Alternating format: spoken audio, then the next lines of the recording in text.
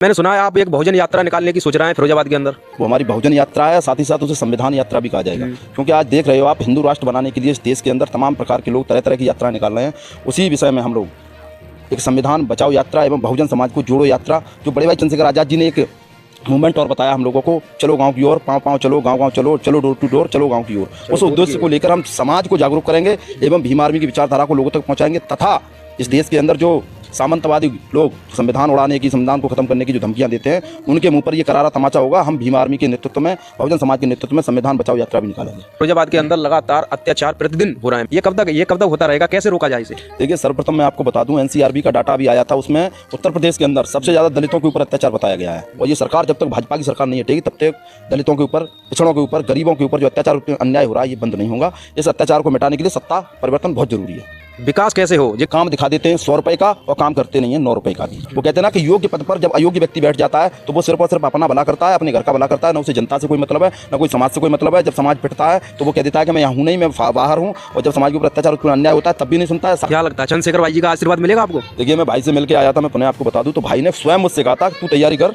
और मैं खुद आऊंगा तेरे लिए। बड़े भाई साहब मुजफ्फरनगर में बड़ी रैली करने जा रहे हैं, क्या वो रैली होगा या रेला होगा? देखिए, मैं आपको बता दूं, वो एक ऐतिहासिक रैली होगी, क्योंकि बड़े भाई चंद्रशेखर आज़ाद जी संविधान दिवस के उपलक्ष्य में ये महा रैली करने जा रहे हैं। और ये रैली एक ऐसा रेला होगा कि आप देखोगे वो लोग भी पहुंचेंगे। ये वो लोग नहीं होंगे जो पैसे दे करके बसें लगा करके बुलाते हैं, नहीं, अपना पैसा खुद खर्च करके लोग वहां पहुंचेंगे बड़े भाई चंद्रशेखर आज़ाद जी को सुनने के लिए। ये रैली संविधान को बचाने की, महिलाओं के ऊपर, दलितों के ऊपर, पिछड़ों के ऊपर, गरीबों के ऊपर, मुसलमानों के ऊपर जो तमाम प्रकार के सताए हुए लोग सताए जा रहे हैं उसके उपलक्ष्य में उनके अधिकारों के प्रति जागरूक करने की रैली है। ये रैली बहुत ऐतिहासिक रैली होगी, आप देखना 26 नवंबर को।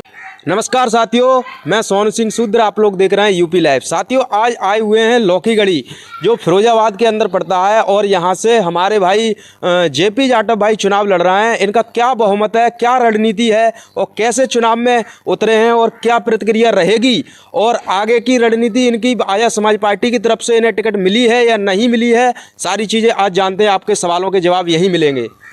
तो कैसे आपकी रणनीति रहेगी फिरोजाबाद जिला में, क्या आपको चुनाव में टिकट मिलेगी या नहीं मिलेगी? सर्वप्रथम मैं आपके चैनल के माध्यम से सभी सम्मानित साथियों को जय भीम बोलता हूँ, नमस्कार बोलता हूँ, और आपको बहुत बहुत धन्यवाद देता हूँ कि आप आए और आपने हमारी बात को सुनने के लिए हमें समय दिया।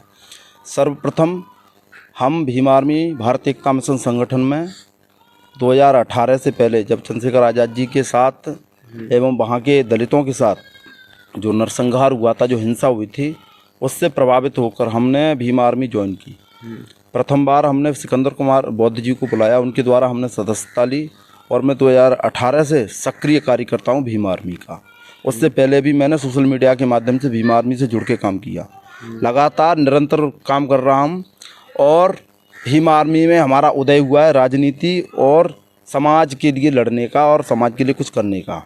तो हम बड़े भाई चंद्रशेखर आज़ाद जी से भी मिले, उनसे एक बार हमारी बात भी हुई थी, और उन्होंने हमें आश्वासन भी दिया है कि जेपी तैयारी करो और मौका दिया जाएगा। तो ये उम्मीद है मिल जाएगी? जी बिल्कुल उम्मीद है भाई से हमें, क्योंकि हम भाई के लिए काम कर रहे हैं। इस संगठन के लिए हमने अपनी ज़िंदगी के सबसे महत्वपूर्ण समय इस पार्टी संगठन में दिया है।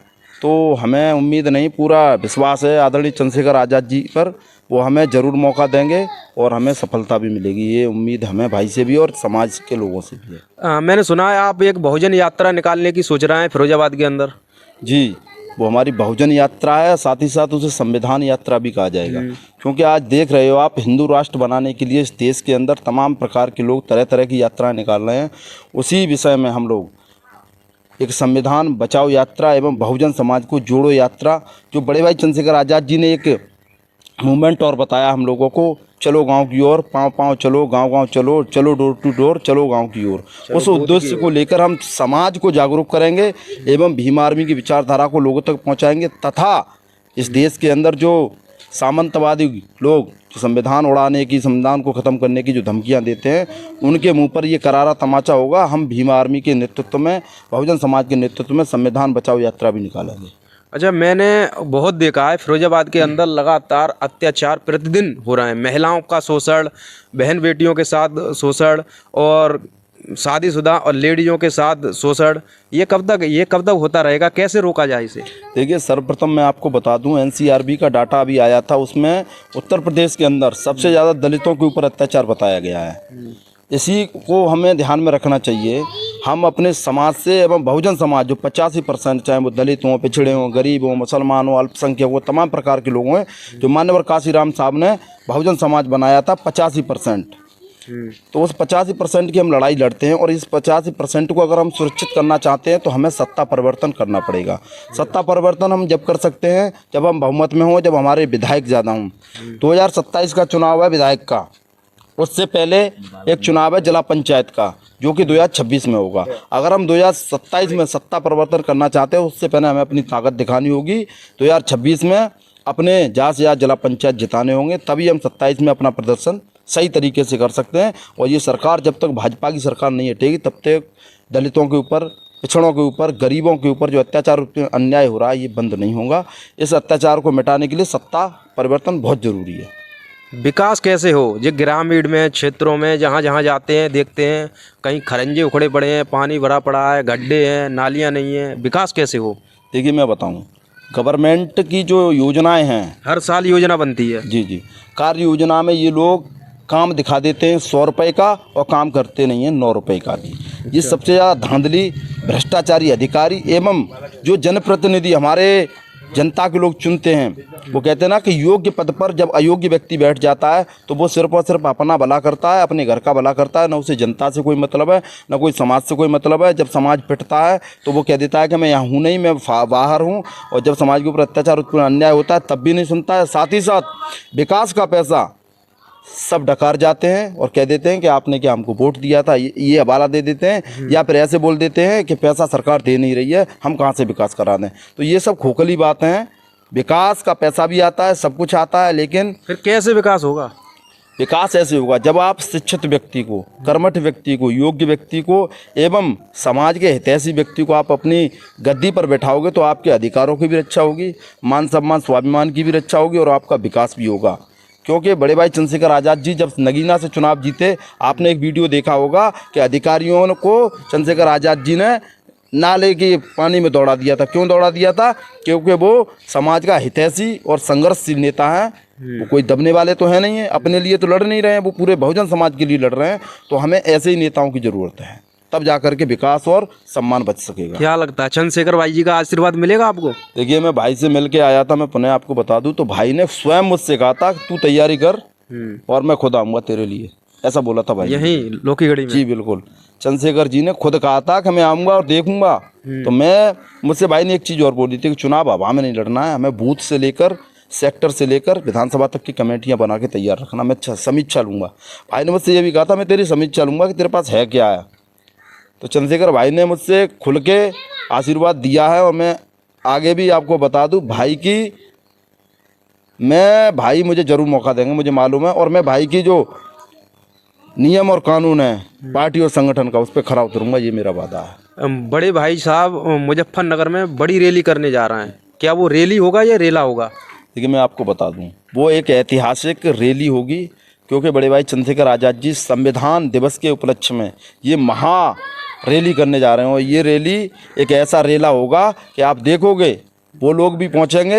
ये वो लोग नहीं होंगे कि जो पैसे दे करके बसें लगा करके बुलाते हैं, नहीं, अपना पैसा खुद खर्च करके लोग वहाँ पहुँचेंगे बड़े भाई चंद्रशेखर आज़ाद जी को सुनने के लिए। ये रैली संविधान को बचाने की, महिलाओं के ऊपर, दलितों के ऊपर, पिछड़ों के ऊपर, गरीबों के ऊपर, मुसलमानों के ऊपर, जो तमाम प्रकार के सताए हुए लोग सताए जा रहे हैं, उसके उपलक्ष्य में उनके अधिकारों के प्रति जागरूक करने की रैली है। ये रैली बहुत ऐतिहासिक रैली होगी, आप देखना 26 नवंबर को।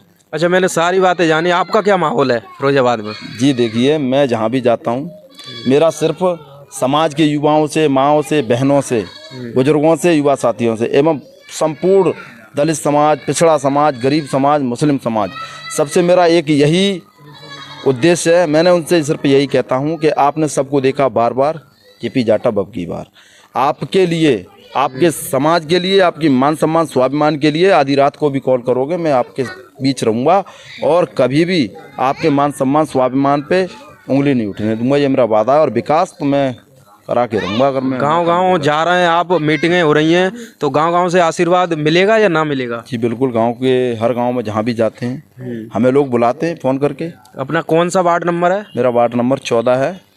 और यदि सामान्य सीट आई या SC सीट आई तो मैं पूरी दमदारी से चुनाव भी लड़ूंगा और समाज का आशीर्वाद मुझे मिलेगा। समाज के लोग भी कहते हैं मुझसे कि हमने सबको देखा है, जब थाने चौकी में कोई नहीं आता तो जेपी आता है, तो जेपी भाई आपको मौका मिलेगा, ऐसा लोग मुझसे कहते हैं। बुजुर्ग भी कहते हैं, माएँ भी कहती हैं, और जो हमारे युवा भाई वो भी कहते हैं। जेपी भाई, एक बात हवा हवा में उड़ती है कि कहीं भी अत्याचार और शोषण होता है तो जहां पुलिस नहीं पहुंचती उससे पहले भीम आर्मी पहुंच जाती है। जी बिल्कुल, देखिए मैं बताऊं आपको, दलितों के ऊपर, पिछड़ों के ऊपर, मुसलमानों के ऊपर और गरीब समाज, जो गरीब तबका है, जिसे जातिवादी गुंडे अपनी जातिवादी मानसिकता के तहत प्रताड़ित करते हैं, या कोई अधिकारी नहीं सुनते या कर्मचारी नहीं सुनते, तो सबसे पहले व्यक्ति फ़ोन पुलिस से बाद में करेगा, पहले करेगा भीम आर्मी को। क्योंकि भीम आर्मी संपूर्ण बहुजन समाज की आवाज़ संपूर्ण भारत में तेज गति से आवाज़ उठा रही है तथा न्याय दिलाने का काम करती है। चंद्रशेखर आज़ाद जी के नेतृत्व में जनता को न्याय मिलता है और अधिकारी कर्मचारी सुनते हैं। हमें मालूम है, ये नीला दुपट्टा डाल के जब हम थाने पहुंच जाते हैं और कहते हैं कि हम भीम आर्मी से हैं, तो हमारी सुनवाई भी होती है और हमारे लोगों को न्याय मिलता है। ये हकीकत है भाई साहब, ये हवा वाली क्या बातें नहीं। भीम आर्मी सिर्फ बहुजनों के लिए ही है या फिर अल्पसंख्यक और जो जातियां हैं उनके लिए भी कार्य करती है? देखिए, सर्वप्रथम मैं बता दूं, हम एक चीज़ बताते हैं। बाबू जगदेव प्रसाद कुशवाहा जी ने एक नारा दिया था कि 100 में 90 शोषित है और शोषितों ने ललकारा है, धन धरती और राजपाट पे 90 भाग हमारा है, 10 का शासन 90 पर नहीं चलेगा, नहीं चलेगा। इस नारे को मान्यवर काशीराम साहब ने बढ़ाया कि 10 का शासन 90 पे नहीं चलेगा, नहीं चलेगा, वोट हमारा, राज तुम्हारा, नहीं चलेगा, नहीं चलेगा, निकलो बाहर मकानों से, जंग लड़ो बेईमानों से, तख्त बदल दो, ताज बदल दो, इन बेईमानों का राज बदल दो। तो मैं आपको बता दूं, बहुजन समाज हो गया 85% और 5% लोग, चाहे वो किसी भी जाति संप्रदाय से हों, तो 90% लोग जो शोषित हैं, जो वंचित हैं, जो पीड़ित हैं, उन 90% लोगों की आवाज़ हमारा संगठन, हमारी पार्टी पूरी दमदारी से उठाती है, उनको न्याय दिलाता है। अच्छा, मध्य प्रदेश के अंदर बाबा साहब द्वारा लिखा हुआ संविधान और एक मनवादी सोच का व्यक्ति जिसका नाम है अनिल मिश्रा, वो बदलने की कोशिश कर रहा है। वो कह रहे हैं बाबा साहब का नाम बदल देंगे और नहीं तो फिर बाबा साहब को यहाँ से हटा देंगे और BN राव को संविधान निर्माता घोषित कर देंगे। देखिए, ये बताऊं मैं, वो अपनी मानसिक एवं शारीरिक शांति के लिए ये कुछ भी बकते रहें, इससे कोई फ़र्क नहीं पड़ता। बाबा साहब डॉक्टर अंबेडकर इस संविधान के प्रारूप समिति के अध्यक्ष थे और संविधान निर्माता भी हैं। तो बाबा साहब का नाम कौन मिटा सकता है? इनका क्या योगदान था BN राव जी का? BN राव जी का कोई योगदान नहीं है। वो चाय पानी करते थे बाबा साहब के लिए। अब वो कुछ दिनों पहले थे किसी और को संविधान निर्माता घोषित करने पे लगे थे, जब दाल नहीं गली तो फिर किसी और को घोषित करने में लग गए, फिर उसके बाद अब BN राव को घोषित करने में लगे। तो इनका ये प्रोपेगेंडा है, हर साल नया संविधान निर्माता लॉन्च करते रहते हैं ये लोग। लेकिन मैं आपको बता दूं, अगर संविधान निर्माता कोई है तो वो डॉक्टर अम्बेडकर है, जिनकी वजह से इस देश के संपूर्ण बहुजन समाज को, दलितों को, पिछड़ों को, महिलाओं को हक अधिकार मिले हैं। MP MLA बनने का मौका मिला है, प्रधान से लेकर प्रधानमंत्री बनने का तक का सफ़र हमारे लोगों को मिला है। तो सबसे महत्वपूर्ण आपको बात बता दूं, आरक्षण जो दिया है डॉक्टर अम्बेडकर ने दिया है। ये कोई कह दें आकर के ये फलाना संविधान निर्माता है, तो इनका तो रोज़ का एक बहरूपिया लाने का काम है। अगर सही मायने में कोई निर्माता है तो बाबा साहब हैं। अच्छा, मैंने बहुत सारी जगह ये भी देखा है कि जहाँ जहाँ अत्याचार हो जाए, अत्याचार होने के बाद बहुत से लोग कहते हैं कि वहाँ पे ये पार्टी आई थी, ये वाले नेता आए थे और वहाँ से पैसे लेके चले गए। ये क्या सही है या गलत है? देखिए, मैं बताऊँ, जो चीज़ें कुछ लोग आरोप लगाते हैं, आरोप प्रत्यारोप लोगों पे लगते रहते हैं, लेकिन सही मायने में अगर कोई पीड़ित है तो उसे पैसे देने की आवश्यकता क्या है? आप अगर पीड़ित हो, आप भीम आर्मी से संपर्क करो। आप किसी को पैसे मत दो। भीम आर्मी संगठन अपने खुद के पैसे से, हमारे कार्यकर्ता अपनी गाड़ियों में तेल भी डलवाते हैं अपने पैसों से, अपने पैसों से ही खाते पीते हैं। पीड़ितों से अगर हम पैसे ही लेंगे तो फिर समाज सेवा का क्या मतलब रहा? तो वो पीड़ित किसी के भी पास जा सकता है। तो मेरा एक ही निवेदन है, जो भी व्यक्ति जिसके साथ कोई भी घटना हो जाती है या किसी को भी आवश्यकता है हमारे प्रति अपने काम कराने की, तो आपसे मेरा निवेदन है, हम अपना नंबर भी देंगे, सब कुछ देंगे, आप हमसे संपर्क करो। जितनी संभव हो सके कि मदद करेंगे और आपका काम भी कराएंगे। लेकिन आप किसी को एक चबन्नी मत दो। भीम आर्मी आपके लिए निःशुल्क सेवा करेगी, निःशुल्क काम करेगी। युवाओं के लिए और आगे की रणनीति के लिए क्या संदेश रहेगा? देखिए, युवाओं से मैं सिर्फ यही कहना चाहता हूँ कि आज विपरीत स्थितियाँ हैं। आप सबसे ज़्यादा, बाबा साहब ने कहा, शिक्षित बनो, संगठित रहो, संघर्ष करो।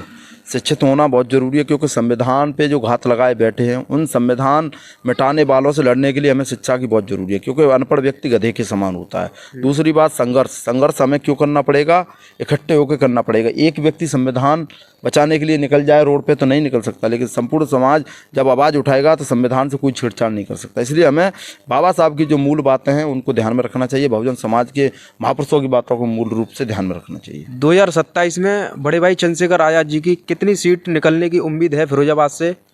देखिए, मैं आपको बता दूं, हम लोग 2027 से पहले 26 में तैयारी कर रहे हैं।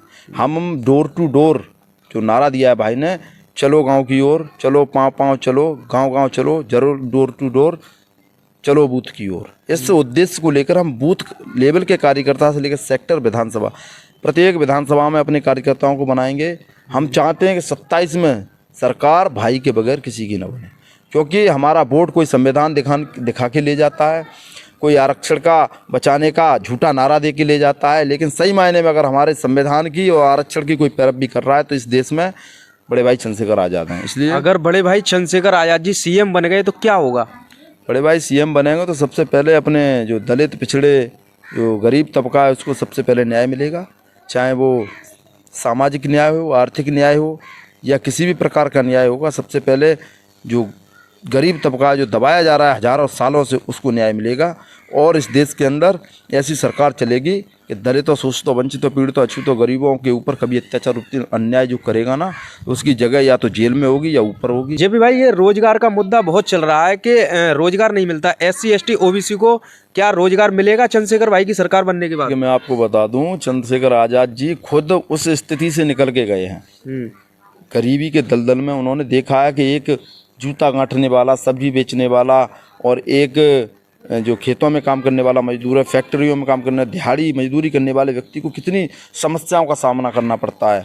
मैं चंद्रशेखर आज़ाद जी के कैडरों में गया हूं तो भाई की यही व्यवस्था है कि जब हम पावर में होंगे, सत्ता में होंगे, सबसे पहले अपने लोगों की ये रोज़गार की व्यवस्था करेंगे, बिजनेस की व्यवस्था करेंगे, तथा तब तक नहीं बैठूंगा जब तक मेरे घर समाज के लोगों के सामने, घर के सामने कार ना आ जाए और VIP मकान ना बन जाए और घर में से किसी को नौकरी ना मिल जाए। तो ये उद्देश्य है भाई का। शिक्षा, अपने बहुजन समाज के युवाओं को शिक्षा ढंग से नहीं मिलती है, टीचर जातिवाद करते हैं स्कूलों में, ये चीज़ भी हो रही है। आए दिन प्रताड़ना मिल रही है, कहीं कोई घटना हो जाती है, कहीं कोई जाति के नाम पर पीट देता है, महिला बच्चियों को, कोई बच्चों को मारता है। तो ये चीज़ें मैं सही बताता हूँ, जब तक हमारा मुख्यमंत्री प्रदेश के अंदर नहीं बैठता है तब तक ये चीज़ें नहीं रुकेंगी, क्योंकि जो शोषण सह करके शोषण के खिलाफ लड़ेगा वही तो शोषण खत्म कर सकता है। जिसने शोषण को सहा ही नहीं हो वो क्या शोषण खत्म करेगा? तो चंद्रशेखर आज़ाद जी ने शोषण सहा है, तो शोषण के विरुद्ध लड़ाई, शोषण खत्म करने वाला वही हो सकता है जो शोषण सह के गया हो।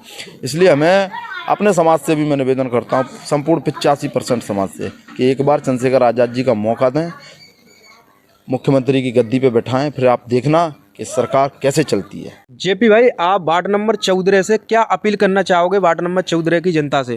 देखिए, मैं वार्ड नंबर 14 की जनता से हाथ जोड़ करके निवेदन करना चाहता हूं कि यदि वार्ड नंबर 14 में सामान्य सीट या SC सीट आती है तो आपने सबको मौका दिया, सबको जो है भर भर के झोलियाँ दी, एक बार हमें मौका ज़रूर दें। हम आपकी हर मुद्दे को उठाएंगे और आपके साथ कभी भी जाति नहीं होने देंगे, कभी अन्याय, अत्याचार, उत्पीड़न नहीं होने देंगे।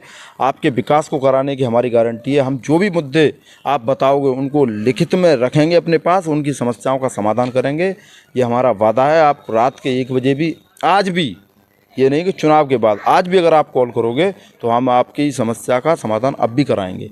और जब हम चुन के आएंगे तो जब हमारे पास पावर होगी तो जो आप बताओगे उस चीज़ पे हम खरा उतरेंगे।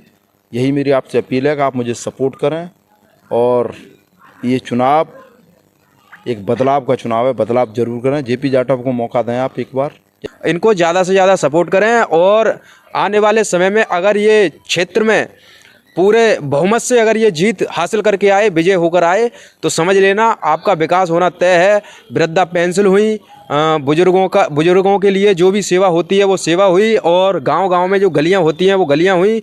ये सारी चीज़ें उपलब्ध कराई जाएंगी एक बार प्रत्याशी बनने के बाद, प्रत्याशी विजय होने के बाद।